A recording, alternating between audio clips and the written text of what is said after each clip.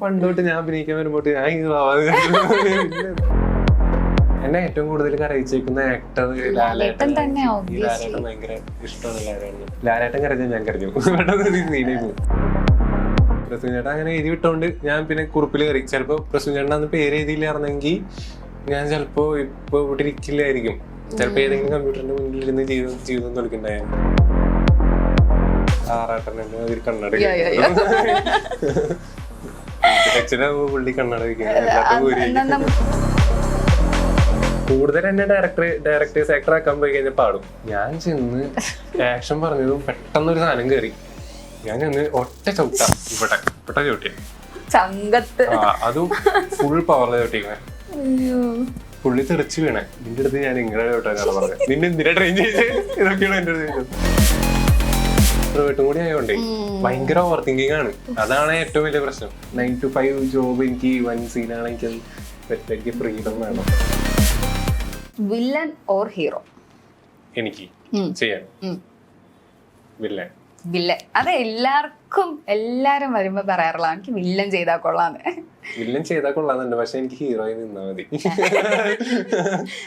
പ്രതിനായകൻ heroes ഉള്ള villain അങ്ങനെയല്ല. എനിക്ക് വില്ലൻ ഇടയ്ക്ക് ചെയ്യാം. മനസ്സിലായി. ഞാൻ ത്രൂ ഔട്ടല്ല ഉദ്ദേശിച്ചത്. ഇനി ചെയ്യണം നെക്സ്റ്റ് മൂവിയിൽ വില്ലൻ വേണോ ഹീറോ വേണോ എന്ന് ചോദിച്ചാൽ എന്താ പറയും? അങ്ങനെയൊക്കെ ചോദിച്ചാൽ ഹീറോ പറയുള്ളൂ. പക്ഷെ വില്ലൻ അഭിനയിക്കാൻ രസമാണ്. എനിക്ക് ഹീറോ ആയിട്ട് ഞാൻ ഹീറോ ആയിട്ട് അറിയപ്പെടും. ഞാൻ പണ്ടോട്ട് ഞാൻ അഭിനയിക്കാൻ വരുമ്പോട്ട് ഞാൻ ഹീറോ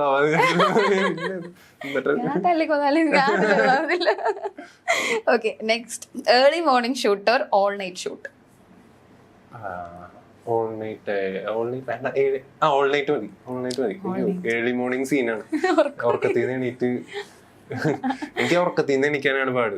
ഞാൻ എത്ര നേരത്തെ കിടന്നാലും എനിക്ക് നേരത്തെ എണീക്കാൻ പറ്റില്ല. എനിക്ക് മിനിമം 10 മണി വേണം. അതാണ് എനിക്ക് അപ്പോഴാണ് ഞാൻ നോക്കിയുള്ളൂ. അത് ശരി. എനിക്ക് രാത്രി പക്ഷെ ഭയങ്കര എനർജി ആയിരിക്കും, ഭയങ്കര ക്രിയേറ്റീവ് മൈൻഡും ആയിരിക്കും. രാത്രി നല്ല രസമല്ലേ വർക്ക് ചെയ്യാൻ. ഞാൻ ഒരു 12 മണി കഴിഞ്ഞ് കഴിഞ്ഞാൽ ഞാൻ ഭയങ്കര ക്രിയേറ്റീവാണ്. ഞാൻ റൂമിലിരുന്ന് ചെയ്യാൻ ഇനി പണികളൊന്നും കാണില്ല. ഞാൻ രാവിലെ പക്ഷെ എത്ര ഇപ്പൊ രാത്രി നേരത്തെ പറഞ്ഞാൽ രാവിലെ ഞാൻ നേരത്തെ എത്താറില്ല. താക്കോലൊക്കെ എന്റെ കയ്യിൽ വന്ന് വായി നോക്കി നിൽക്കാം. ഞാൻ നേരത്തെ എത്തും. എനിക്ക് എണീക്കാൻ മടിയാന്നുള്ളൂ. ഞാൻ പഞ്ചുല. ഇന്റർവ്യൂസ് ഒക്കെ ഉണ്ടെങ്കിൽ നേരത്തെ എത്തും. അല്ലാത്ത ദിവസമൊക്കെ എഴങ്ങൂത്തി. എനിക്കിഷ്ടല്ല രാവിലെ. എനിക്കിഷ്ടല്ല. പണ്ട് ഞാൻ രാവിലെ മറ്റേ നമ്മുടെ കൊറോണ ഒക്കെ ടൈമില് ഞാൻ രാവിലെ കണ്ടിട്ടില്ല. രാവിലെ ഉറങ്ങി വൈകിട്ടെണീക്കും. കൊറോണ ടൈമില് ഫുള്ള് മറ്റേ പബ്ജി കളിച്ച് കിടക്കും പിള്ളേരോട്. ഞാനും പബ്ജി കളിക്കാം. പക്ഷെ അതിങ്ങനെ രാത്രി കളിക്കത്തുള്ളൂ. രാവിലെ ഒന്നും എന്നെ കിട്ടത്തില്ല. നെക്സ്റ്റ് എന്താ? കൊച്ചി ഓർ തൃശ്ശൂർ?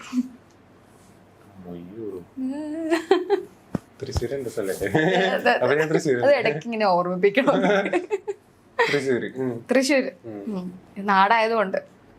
പക്ഷെ ഞാൻ കൂടുതൽ കണക്റ്റഡ് ആയിട്ട് കൊച്ചിയിലാണ്. ഞാനും ഭയങ്കരമായി കണക്ട് ആയി. കാരണം സിനിമ മൊത്തം എല്ലാ പരിപാടിക്കും കൊച്ചിയിൽ വന്ന് ഭയങ്കര കണക്ട് ആയി. അപ്പൊ കൊച്ചിയിലെ ഫുഡ് സ്പോട്ട് ചോദിച്ചാ പറയോ? കൊച്ചിയിലെ ഫുഡ് സ്പോട്ട് ചോദിച്ചാ പറയും. ഫുഡ് സ്പോട്ടും സ്ഥലങ്ങളൊന്നും എനിക്ക് അപ്പോഴും അറിയില്ല. ഞാൻ അങ്ങനെയൊന്നും ചോദിക്കരുത് എന്റെ അടുത്ത്. ഞാൻ ഇമോഷണലി കണക്ട് ആണെന്ന് പറഞ്ഞോളൂ. എന്നാലും ഫേവറേറ്റ് സ്പോട്ട് ഫുഡ് വേണ്ട. ഫേവറേറ്റ് സ്പോട്ട് ഞാൻ അങ്ങനെ കറങ്ങാനൊന്നും പോയിട്ടില്ല. ഞാൻ അല്ല ഇവിടെ കറങ്ങാനായിട്ട് ഇപ്പൊ ഫ്രണ്ട്സിന്റെ കൂടെ ഇപ്പൊ പോവാണെങ്കിൽ തന്നെ സമയമില്ല. ഇവിടെ വരുന്നത് എന്തെങ്കിലും വർക്കായിട്ടോ എന്തായിട്ടോ വരുന്നത്. അങ്ങനെ വരുന്ന ഇവിടെ. പിന്നെ അങ്ങനെ കറങ്ങാനുണ്ടാവില്ല. ഇവിടെ വരുമ്പോ സ്റ്റേ ഒക്കെ എങ്ങനെ? സ്റ്റേ ഇവര് തരല്ലേ? അല്ല അങ്ങനെയല്ലേ അല്ല, നോർമലി ഇവിടെ വർക്കിന് വേണ്ടി മാത്രം ഫ്രണ്ട്സ് ഉണ്ട്. ഇപ്പൊ എന്റെ കൂടെ പഠിച്ച ഗ്ലെൻ എന്ന് പറഞ്ഞിട്ട് എന്റെ കോളേജിൽ പഠിച്ച അവന്റെ വീട് ഇവിടെയാ. ഇപ്പൊ അവന്റെ സ്കൂട്ടർ എടുത്തിട്ടാണ് ഞാൻ ഇവിടേക്ക് വരാൻ അവന്റെ വീട്ടിൽ പോയി. എന്നിട്ട് സ്കൂട്ടർ എടുത്തു. പിന്നെ ഡാറ്റുവിന്റെ വീട് നമ്മുടെ വീട് പോലെയാണ്. ചോദിക്കലൊന്നുമില്ല. എടാ വന്ന് കിട്ടിയ ചോദിക്കലൊന്നുമില്ല. ഞാൻ വരും, ഇന്ന് വരും, അവിടെ റൂം റെഡി ആക്കി അങ്ങനെ പറയുള്ളൂ. ഫുഡൊക്കെ എടുത്ത് വെച്ചോ. അത്രേ ഉള്ളൂ. അവനിപ്പോ ചില സമയത്ത് വീടൊക്കെ മാറിപ്പോ വന്നിട്ട്. ഓക്കെ, ഗെയിം കഴിഞ്ഞു. ചെറിയ ടാസ്ക്, വലിയ ടാസ്ക് ഒന്നും അല്ല. ഒരു 3 മൂവി സജസ്റ്റ് ചെയ്യണം for audience? 3 best movies and why? Series പറയട്ടെ? സീരീസ് വേണ്ട, എനിക്ക് സീരീസ് ഇഷ്ടമല്ല, കുത്തിയിരുന്ന് കാണണം ഓരോ എപ്പിസോഡ്. പക്ഷെ സിനിമ നമുക്ക് ഒരേ സീരീസും പറയാം. ഓക്കെ, ഇന്റർസ്റ്റെല്ലാർ ഞാൻ പറയും ഒരെണ്ണം. വൈ കിട്ടില്ല സ്ക്രിപ്റ്റ് അല്ലേ, കിട്ടില്ല ഇമോഷൻ അല്ലേ. എനിക്കറിയാം, ഓഡിയൻസ് ആക്ച്വലി അതൊരു സൈഫൈ പടമാണ്. എന്നാ ഭയങ്കര അവര് ആ ലോജിക്ക് പോലും ഭയങ്കര ക്ലീൻ ആയിട്ടാ ചെയ്ത് വെച്ചിരുന്നത്. അതില് എന്നാ ഒരു ഇമോഷനും കൊണ്ടുവന്നിട്ടുണ്ട്. ലവ് ആണ് ഏറ്റവും വലിയൊരു പരിപാടിയായിട്ട് കൊണ്ടുവന്നിട്ടുണ്ട്. അത് ഭയങ്കര ടച്ച് ആവുന്നുണ്ട്. ഇൻഡസ്ട്രിയൽ കിട്ടുന്ന പരിപാടിയാണ്. വിഷ്വലിയും സീനാണ്. മ്യൂസിക് ആയാലും അതെ, മ്യൂസിക്കും സീനാണ്. ഹാൻസിമറിന്റെ മ്യൂസിക് ഞാൻ ഭയങ്കര ഹാൻസിമർ ഫാനാണ്. ഹാൻസിമർ ഫാൻ ആയതുകൊണ്ട് ഞാൻ മുജീബിന്റെ ഫാനാണ്. മുജീബ് സീനാണ്. മുജീബ് ഇതില് ചെയ്ത് വെച്ച സാധനം, പുള്ളിയുടെ ബീജിയംസ് ഒക്കെ അങ്ങനെ ഒരു ലെവൽ ഓഫ് ബീജിയംസ് ആണ്. പെക്കോയിലായാലും പേരിലൂരില് എനിക്ക് ആദ്യമായിട്ട് ബീജിയം തരുന്നത് മുജീബാണ്. സീനാണ്. മുജീബ് അതില് ചെയ്ത് വെച്ചെങ്കിൽ തന്നെ ഞാൻ അന്ന് തന്നെ എന്റെ കിളി പോയിട്ട് ഞാൻ മെസ്സേജ് സീനായിട്ടുണ്ട്.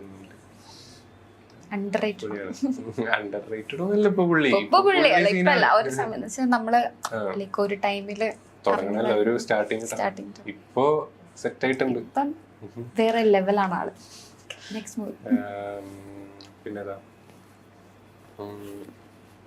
ബാംഗ്ലൂർ ഡേയ്സ്. എനിക്ക് ഭയങ്കര ഇഷ്ടമാണ്. അത് നല്ലൊരു ഭയങ്കര എന്തോ ഒരു ഇമോഷൻ കണക്ഷൻ ഉണ്ട്. ഒരു കസിൻസിന്റെ, എനിക്കത് ഞാൻ പലപ്പോഴും മിസ് ചെയ്തേക്കുന്ന, ലൈഫിൽ മിസ് ചെയ്തേക്കുന്ന ഒരു സാധനമാണ്. എനിക്ക് കസിൻസ് അങ്ങനെ അറിയില്ല. എനിക്ക് കസിൻസ് അങ്ങനത്തെ ഉണ്ടായിരുന്നു. പക്ഷെ ഒരു ടൈമിൽ അവര് അധികം കോണ്ടാക്ട് ഇല്ലാതെ ആയിരുന്നു. അപ്പോ സർക്കംസ്റ്റാൻസസ് ആണ്. അപ്പോ അതുകൊണ്ട് എനിക്ക് പലപ്പോഴും മിസ് ചെയ്തിട്ടുണ്ട്.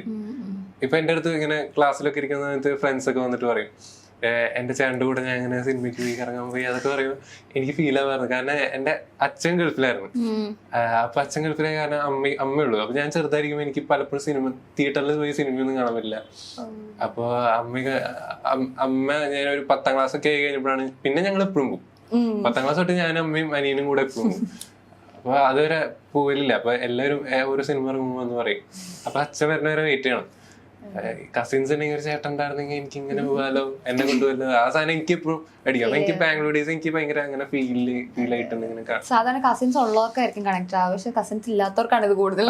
എനിക്കും അങ്ങനെ കസിൻസ് ഒന്നും ലൈക്ക് ആ ഒരു കണക്ഷൻ കിട്ടിയിട്ടില്ല. പക്ഷെ ആ മൂവി എന്തോ ഒരു ഉള്ളിൽ എന്തോ ഒരു സുഖം എന്നൊക്കെ പറയാം, ഒരു ഫീൽ ഗുഡ് ഒരു സാധനമൊക്കെ ആയിരിക്കും. ഓക്കെ, പിന്നെ പറയുകയാണെങ്കിൽ എനിക്ക് ലാലേട്ടൻ്റെ പടം ഉണ്ടല്ലോ, അയ്യോ പേര് മറ്റേ മാഗി മോനെ സ്നേഹിച്ചവര്. ആ സിനിമ എനിക്ക് ഭയങ്കര ഇമോഷണലി ഞാൻ സീനായി പോയി. ഞാൻ കണ്ടിട്ട് കരഞ്ഞ് ഞാൻ ആകെ, എന്നെ ഏറ്റവും കൂടുതൽ കരയിച്ചേക്കുന്ന ആക്ടർ ലാലേട്ടൻ. ലാലേട്ടൻ ഭയങ്കര ഇഷ്ടമാണ് ലാലേട്ടന്. എനിക്ക് ലാലേട്ടൻ കരഞ്ഞ ഞാൻ കരഞ്ഞു. സത്യമാണ്. എനിക്ക് ലാലേട്ടനും മമ്മൂക്ക എനിക്ക് എല്ലാരും മമ്മൂക്ക, ലാലേട്ടൻ, ദിലീപേട്ടൻ ഇവര് 3 കരഞ്ഞ ഞാൻ മമ്മൂക്കയുടെ പരിപാടി സീനാണ്. മമ്മൂക്കയുടെ ഡയലോഗില് പുള്ളി കരയിക്കും, സീനായിക്ക് പോകും.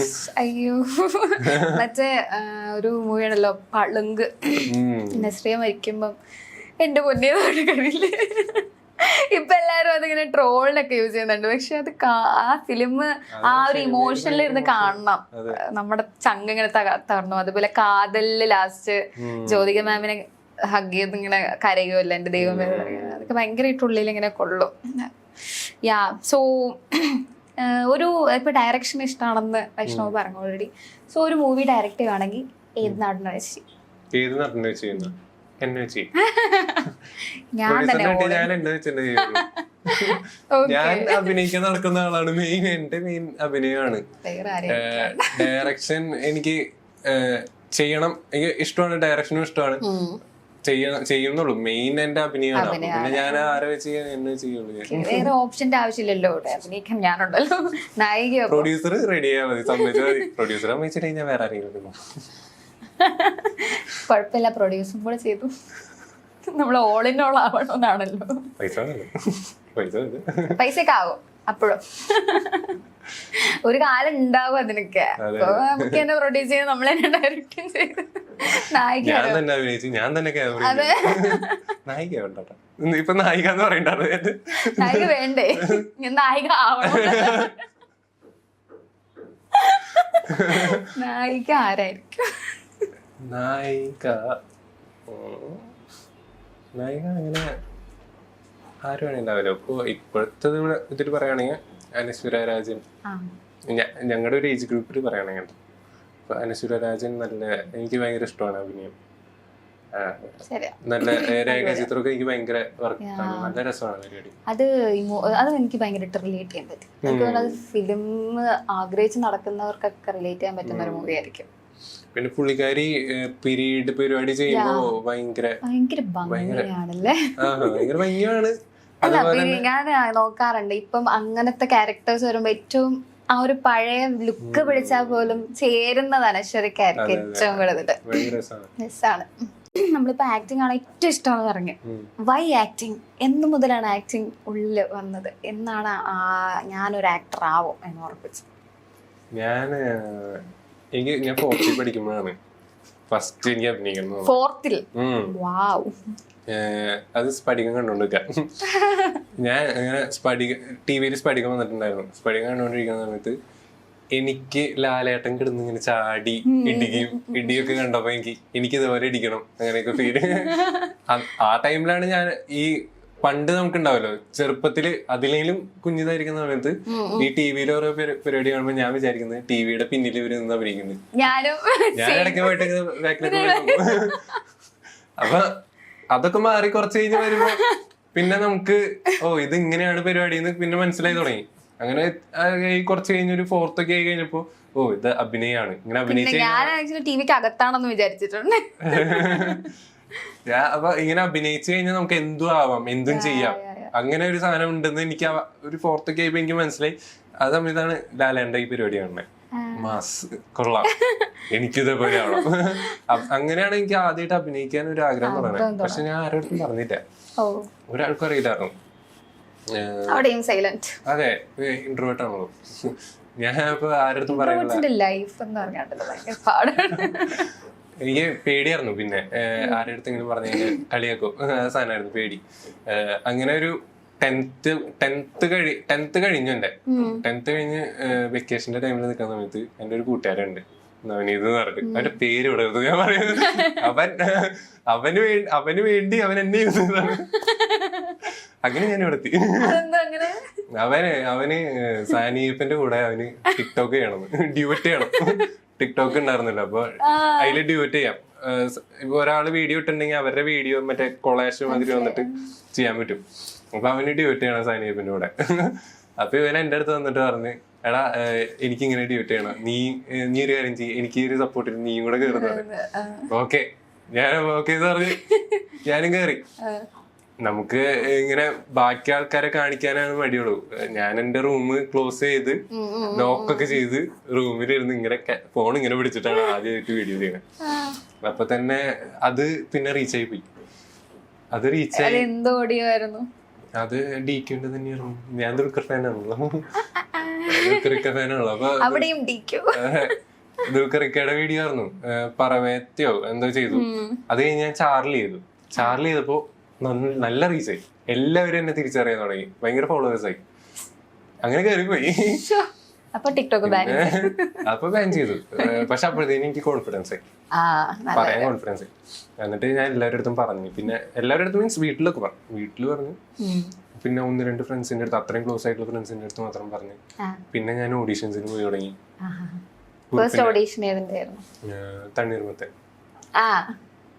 തണ്ണീർമത്തൻ ചെയ്യുമ്പോ എത്രയിലാ? ഞാൻ +2. +1 തണ്ണീർമത്തന്റെ ഓഡീഷന് ഞാൻ പോയി. അത് കിട്ടിയില്ല. അത് കഴിഞ്ഞ് അന്ന് ചെറുതായിട്ട് വിഷമം തോന്നി. പിന്നെ ശീലായി. പിന്നെ നടന്ന് കുറുപ്പിന്റെ ഓഡീഷന് പോയി. കുറുപ്പിന്റെ ഓഡീഷന് പോയപ്പോ എന്നെ ശരിക്കും സെലക്ട് ചെയ്തതല്ല. എന്നെ പ്രസൂൺ എന്ന് പറഞ്ഞിട്ട് ഒരു ഏടി ഉണ്ടായിരുന്നു അതില്. പ്രസൂൻ ചേട്ടൻ എന്നെ കണ്ടപ്പോ ഭയങ്കര പാവമായിട്ട് തോന്നി. ഭയങ്കര ഹൈറ്റിൽ ഒരുത്തൻ, അധികം പ്രായമില്ല, ഭയങ്കര പാവം. അങ്ങനെ കണ്ടപ്പോ ആൾക്ക് പ്രസൂൻ ചേട്ടൻ എന്നെ അപ്പൊ തന്നെ എന്റെ പേര് എഴുതി വിട്ടതാണ് അതില്. ചെറുതായിട്ട് ഇത് മറ്റേ ഈ എയർഫോഴ്സിന്റെ ക്യാമ്പിലുള്ള പരിപാടിയായിരുന്നു. അപ്പൊ അതില് ജൂനിയർ ആർട്ടിസ്റ്റിന്റെ പരിപാടി ചെയ്യേണ്ടുള്ളൂ, പക്ഷെ കാണാൻ നന്നായിട്ട് സ്ക്രീൻ സ്പേസ് വരും, അങ്ങനെയായിരുന്നു. അപ്പൊ നിന്നാലും കുഴപ്പമില്ല, അങ്ങനെ ഒരു പരിപാടി. അപ്പൊ പ്രസൂൻ ചേട്ടൻ അങ്ങനെ പേര് എഴുതി വിട്ട്. പ്രസൂൻ ചേട്ടനാണ് എന്നെ കൊണ്ടത്. പ്രസൂൻ ചേട്ടൻ അങ്ങനെ എഴുതി വിട്ടോണ്ട് ഞാൻ പിന്നെ കുറിപ്പിൽ കയറി. ചിലപ്പോ പ്രസൂൻ ചേട്ടൻ അന്ന് പേര് എഴുതിയില്ലായിരുന്നെങ്കിൽ ഞാൻ ചിലപ്പോ ഇപ്പൊ ഇവിടെ ഇരിക്കില്ലായിരിക്കും. ചിലപ്പോ ഏതെങ്കിലും കമ്പ്യൂട്ടറിന്റെ മുന്നിൽ ഇരുന്ന് ജീവിതം തൊളിക്കണ്ടായാണ്. എന്തോ അപ്പൊ പഠിച്ചേ? Chemical engineering. എന്നിട്ട് ആക്ടർ. അതങ്ങനെ വരത്തുള്ളൂ. ഞാൻ BA മലയാളം പഠിച്ചിട്ട് ഇവിടെ വന്നിരിക്കുന്നില്ലേ, അതുപോലെയാണ്. ഞാൻ കെമിക്കൽ എഞ്ചിനീയറിംഗ് എടുത്തതും ഞാൻ ആദ്യം എനിക്ക് നേവി പോകണമെന്ന് ഭയങ്കര ഇഷ്ടമായിരുന്നു. നേവി നോക്കാൻ നിന്നാ. അപ്പോ ആ സമയത്ത് ഞാനിങ്ങനെ ആലോചിച്ചു, നേവി പോയി കഴിഞ്ഞാൽ ചാടാൻ പറ്റില്ല, ഷൂട്ടിന് ഇടയ്ക്ക് ഷൂട്ട് എങ്ങനെ വെള്ളം കിട്ടിക്കഴിഞ്ഞാൽ പോകാൻ പറ്റില്ല, ഓഡീഷന് പോകാൻ പറ്റില്ല. അങ്ങനെ ആലോചിച്ച് എന്നാ വേണ്ട പോട്ടെ, അപ്പൊ അടുത്ത നോക്കാം. അപ്പൊ നോക്കിയപ്പോ കെമിസ്ട്രി എനിക്ക് ഇഷ്ടമായിരുന്നു +2 ഒക്കെ പഠിക്കുമ്പോ. അപ്പൊ എന്നാ കെമിക്കൽ എഞ്ചിനീയറിംഗ് നോക്കാം. അപ്പൊ ഫുള്ള് സെർച്ച് ചെയ്തപ്പോ നല്ല സാലറി ഒക്കെ കിട്ടും, കാണണ്ട. അപ്പൊ എടുത്ത് കെമിസ്ട്രിയും കൊള്ളാം, അങ്ങനെ എടുത്താണ്. എന്നിട്ട് നേരെ ചെന്ന് അവിടെ അമൽ ജ്യോതി ചെന്ന് ചേർന്ന് പിന്നല്ലേ മനസ്സിലാവണേ, അയ്യോ കെമിസ്ട്രി ഒന്നും അല്ല, അത് വേറെ എന്തോ ആയിരുന്നു. ഇതാണ് പ്രശ്നം. ഞാൻ മലയാളത്തിനൊക്കെ എനിക്ക് 100/100 ഓക്കെ, ഞാൻ സെറ്റ്, ഞാൻ ലെക്ചർ ആവും എന്നൊക്കെ പറഞ്ഞു. BA ഏത് ഭാഷ, ഇതൊന്നും മലയാളം അല്ല. ഭയങ്കര പാടാണ്. പിന്നെ 3 സപ്ലി ഇറങ്ങാൻ നേരത്തെ ഞാൻ സപ്ലി ക്ലിയർ ചെയ്തിട്ടാണ്, ഞാൻ ക്ലിയർ ചെയ്തിട്ട് ഇറങ്ങിയ, ലാസ്റ്റ് ക്ലിയർ ചെയ്തിട്ട് ഇറങ്ങിയ. പക്ഷെ 3 ഉണ്ടായിരുന്നു. എനിക്ക് സപ്ലി വന്നത് ഞാൻ എഴുതാണ്ടിരുന്നിട്ടോ. പഠിപ്പി അല്ല, എന്റെ അടുത്ത് വീട്ടുകാര് പറഞ്ഞിട്ടുണ്ടായിരുന്നു, നീ എന്താണേലും ചെയ്തോ, സിനിമയ്ക്ക് പോവുക, എന്ത് വേണേലും ചെയ്തോ, ഞങ്ങൾ ഇത്രയും പൈസ മുടക്കുന്നുണ്ട്, ഒരു സപ്ലി പോലും വരരുതെന്ന് പറഞ്ഞു. എന്റെ അടുത്ത് നീ എന്താണെങ്കിലും ചെയ്തോ, പക്ഷെ ഡിഗ്രി കംപ്ലീറ്റ് ചെയ്തിട്ട് പോണോന്ന് പറഞ്ഞു. പക്ഷെ കംപ്ലീറ്റ് ചെയ്ത പിന്നെ 3 സപ്ലി വന്നുപോയി. പക്ഷെ ഇറങ്ങിയപ്പോ ഞാനത് കംപ്ലീറ്റ് ചെയ്തിട്ടാണ് പോയത്. അത് ഞാൻ എനിക്ക് അറിയാത്തോണ്ടല്ല, ഞാൻ ക്ലാസ്സിൽ കയറാത്തോണ്ട്. എപ്പോഴും തിയേറ്ററിലായിരിക്കും, എന്ത് ചെയ്യാൻ പറ്റും. ഞാൻ ഷൂട്ടിലായിരിക്കും, ഞാൻ ഏതെങ്കിലുമൊക്കെ ഷൂട്ടിൽ പോകും. എന്റെ ഇത് വരുന്ന കോളേജ് വരുന്ന വഴുതക്കാടാണ്, മഹാരാജാസ് വിമൻസ് കോളേജ്. അതിന്റെ ഓപ്പോസിറ്റ് തിയേറ്ററാണ് കലാഭവൻ തിയേറ്റർ. ഞാൻ എപ്പോഴും അതിനകത്തായിരിക്കും. പിന്നെ വീട്ടുകാർക്കും അതറിയാം എനിക്ക് പ്രാന്താണ് സിനിമ എന്ന് പറയാം. അതുകൊണ്ട് ക്ലാസ്സിൽ പക്ഷെ എക്സാമിന്റെ തലേന്നിരുന്ന് പഠിച്ച് ആകെ 3 എണ്ണം വെച്ചാൽ ക്ലാസ്സിൽ കയറാത്തോണ്ട് മാത്രമാണ്, പഠിക്കാത്തോണ്ടല്ല കേട്ടോ. പോയിന്റ്. സോ നമുക്ക് ഇനി കുറച്ച് ഇന്റലക്ച്വൽ ആവാം. ഇവിടെ വരുന്ന എല്ലാവരും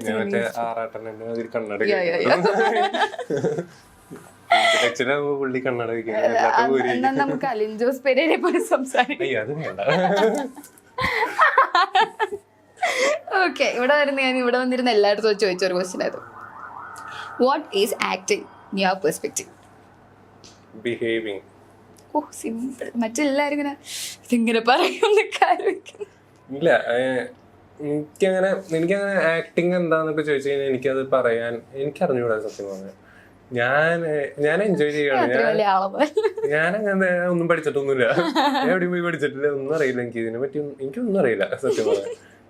എനിക്കൊരു സ്ക്രിപ്റ്റ് തരും, എൻ്റെ അടുത്ത് അവര് പറയുന്നത് കേട്ടിട്ട് അവരാണ് എന്നെ ആക്ടറാക്കി എടുക്കുന്നത്. എന്റെ അടുത്ത് ആ ഡയറക്ടറുടെ വിഷയം എന്താണ്, ആ ഡയറക്ടർക്ക് എങ്ങനെ വേണം ഈ ക്യാരക്ടർ. ഡയറക്ടേഴ്സ് ആക്ടറാണ്, കുറച്ചൊക്കെ ഡയറക്ടേഴ്സ് ആക്ടറാണ്. പിന്നെ കൂടുതൽ എന്നെ ഡയറക്ടേഴ്സ് ആക്ടർ ആക്കാൻ പോയി കഴിഞ്ഞാൽ പാടും, അത് കിട്ടില്ല.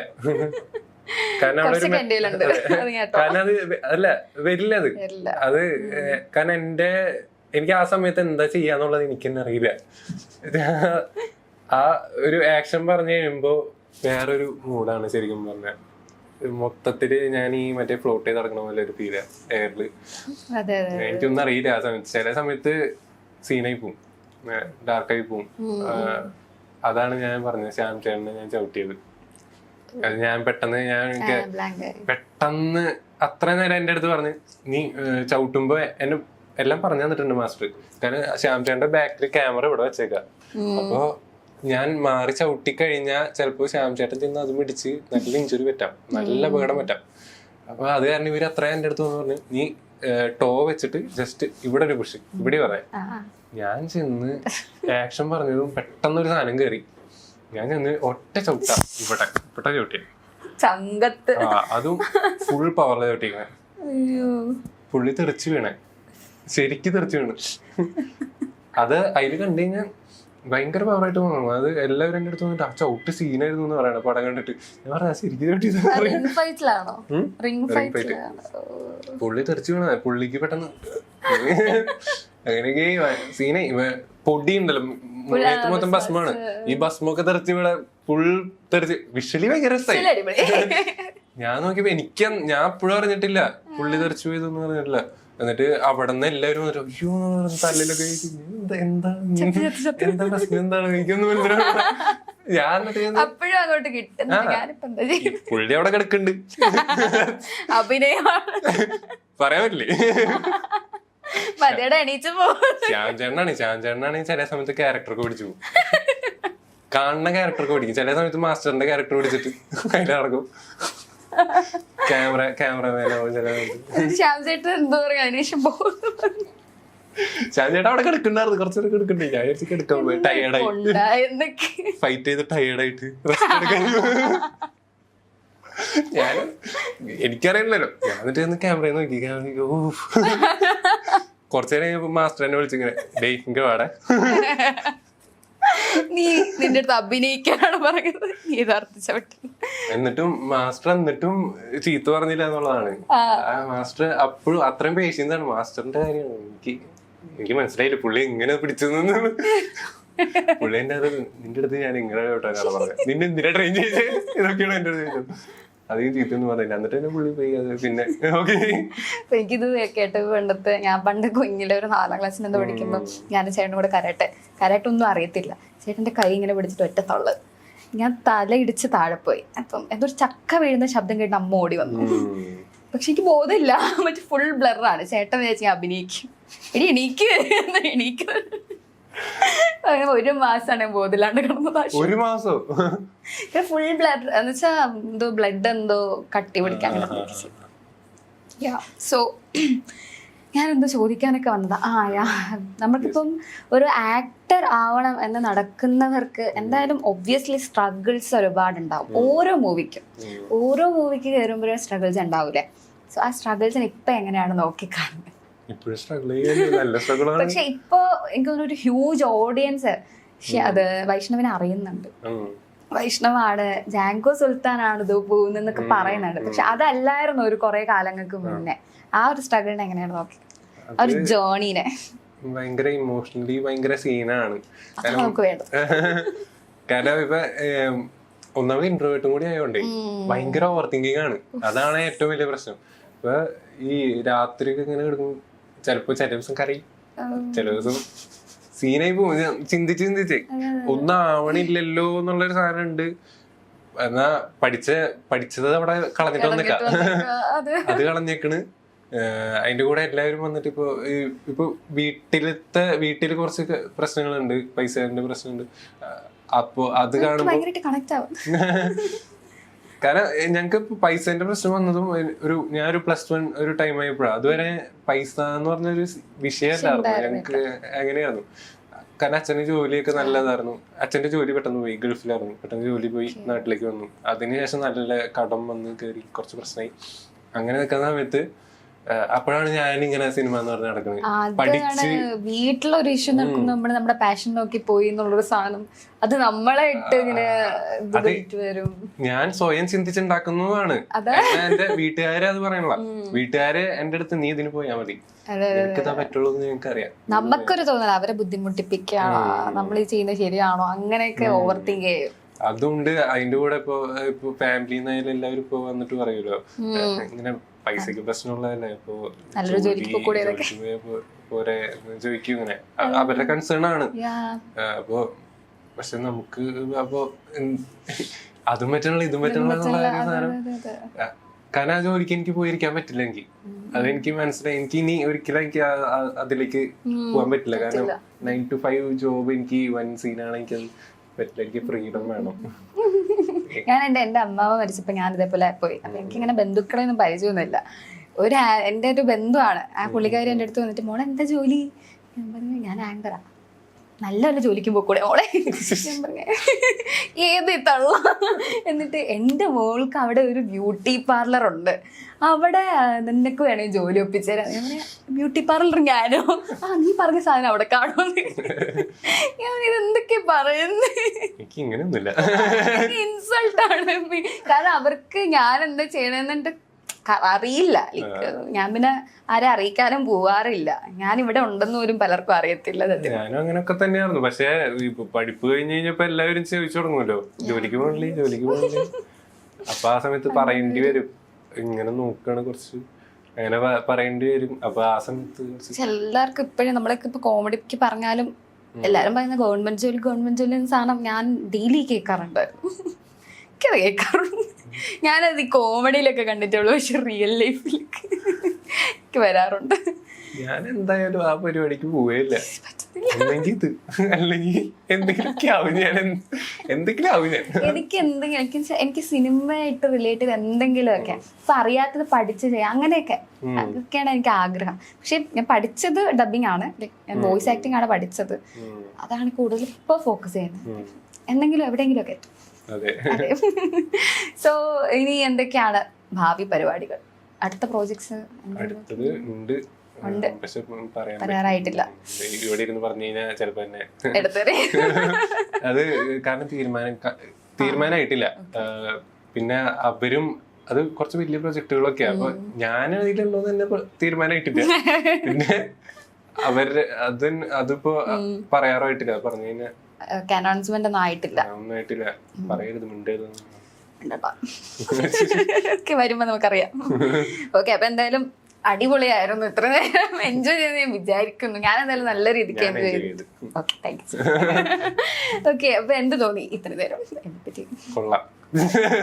ഇൻട്രോവേർട്ടിന്റെ അടുത്ത് എൻജോയ് അതാണ് ഞാൻ കൊള്ളാം. Acting observe ചെയ്തൊക്കെയാണ്.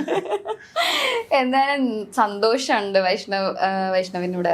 ഐ മീൻ എന്താ എനിക്ക് തന്നെ കിട്ടിയതിൽ ഇവിടെ കുറെ ഒരു നല്ലൊരു കോൺവെർസേഷൻ കിട്ടി. And I'm so happy for you. Yeah, I am so happy for you too. Thank you. And ഇനി അടിപൊളി ഇതുപോലത്തെ എന്താ നമ്മുടെ അതുപോലെ പറയാൻ മറന്നുപോയി, ചത്താപ്പച്ച കാണാത്തവരെന്തായാലും പോയി കാണാം. തിയേറ്റർ വാച്ചാണ് ജാങ്കോ സുൽത്താൻ ഫാൻ ആവും. ഓൾറെഡി ഫാൻസ് ഉണ്ട് ജാങ്കോ സുൽത്താൻ. സോ ജാങ്കോ സുൽത്താൻ അടിപൊളിയാക്കി വെച്ചിട്ടുണ്ട് വൈഷ്ണവ്. അതുപോലത്തെ ഇനിയും റെക്കഗ്നൈസ് ചെയ്യപ്പെടുന്ന അല്ലെങ്കിൽ അടിപൊളി വേഷങ്ങൾ ഇനിയും വരട്ടെ. നമ്മൾ ഇതുപോലെ ഇരിക്കും ഇനിയും. ഓക്കെ, ഇതുപോലത്തെ ഇന്ററാക്ഷൻസ് ഇനിയും വരും. So thank you so much. Thank you.